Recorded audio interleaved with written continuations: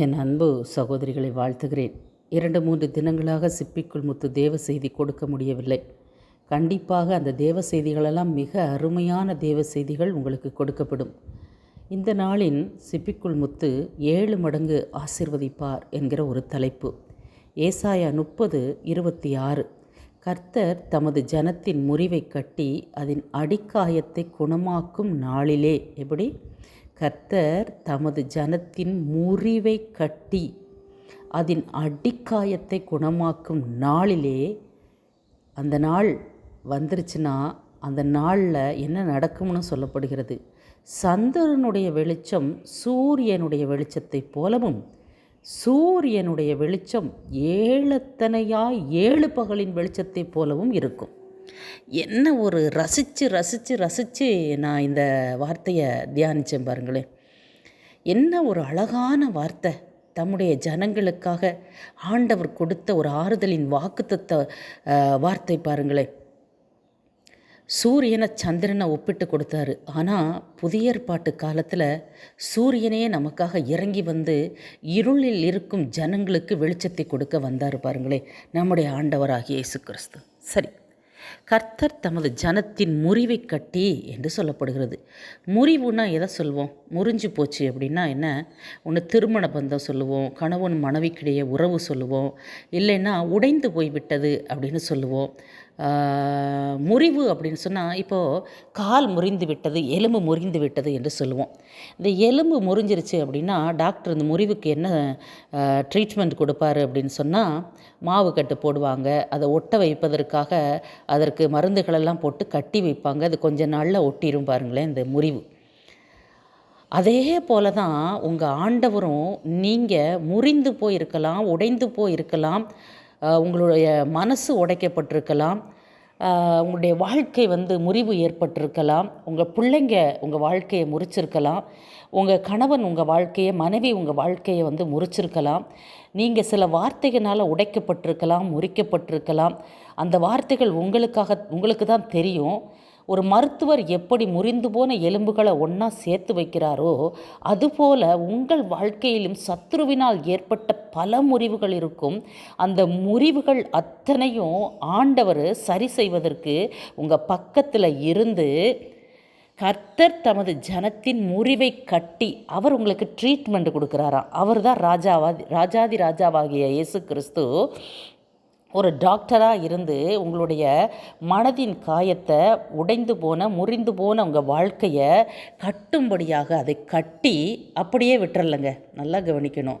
அப்படியே உடலை இந்த ராஜாதி ராஜாவாகிய ஆண்டவர் உலகின் ஒளி, எந்த மனிதனையும் பிரகாசிப்பிக்கிற மெய்யான ஒளி, நமக்கு இருளில் இருக்கிறோங்கிறதுக்கு வெளிச்சத்தை கொடுப்பதற்காகத்தான் முறிந்து உடைந்து போய் ஒரு மூலையில் கிடந்து கொண்டிருக்கிற உங்களை காயங்களை கட்டுவதற்காகத்தான், முறிவை கட்டுவதற்காகத்தான் அந்த உலகின் ஒளி இறங்கி வந்தது, நீதியின் சூரியன் பாருங்களேன். அந்த காயங்களை கட்டி ட்ரீட்மெண்ட் கொடுத்துட்டு அப்படியே விடுறதில்லைங்க. காயங்களை கட்டினோடனே இப்போ பார்த்திங்கன்னா ஒரு காயம் இருக்குது, அதுக்கு மருந்து போட்டிங்கன்னா முதல்ல மேலே தான் காயம் ஆறும் பாருங்களேன்.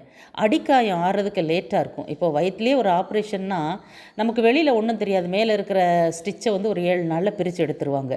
ஆனால் உள்காயங்கள் ஆறுவதற்கு ரொம்ப லேட்டாக இருக்கும். அப்போ என்ன சொல்லுது வசனம்னா, உன் முறிவை கட்டி அதன் அடிக்காயத்தையும் குணமாக்குவேன் அப்படின்னு சொல்கிறாரு. எதனால் நீங்கள் உடைக்கப்பட்டிருக்கிறீங்க?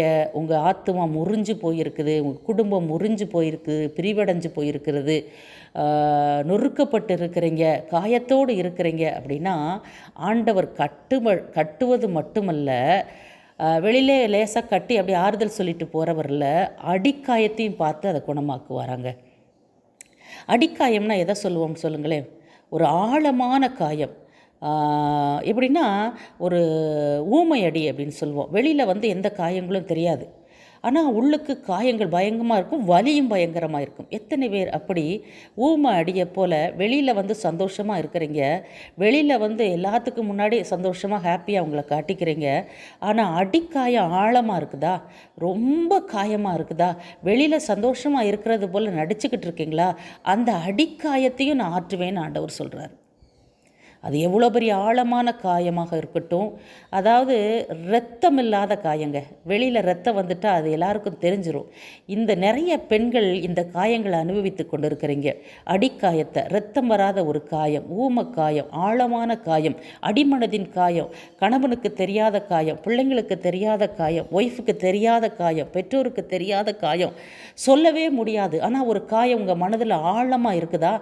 ஆண்டவர் முதல்ல உங்கள் உடைஞ்சு போன மனசை, உங்கள் உடைஞ்சு போன வாழ்க்கையை, முறிக்கப்பட்டிருக்கிற உங்கள் வாழ்க்கையை கட்டி அதுக்கப்புறமா அதுக்கு எதற்காக முறிக்கப்பட்டிருந்தீங்க அந்த அடிக்காயத்தையும் கர்த்தர் குணமாக்க விரும்புகிறார்.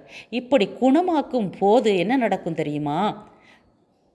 சந்திரன் சூரியனை மாதிரி வெளிச்சம் கொடுக்குமாங்க. என்ன ஒரு அழகான பிளஸ்ஸிங்கான வார்த்தை. சந்திரன் எப்படி மாறிடும்? சூரியனை மாதிரி மாறிடுங்க.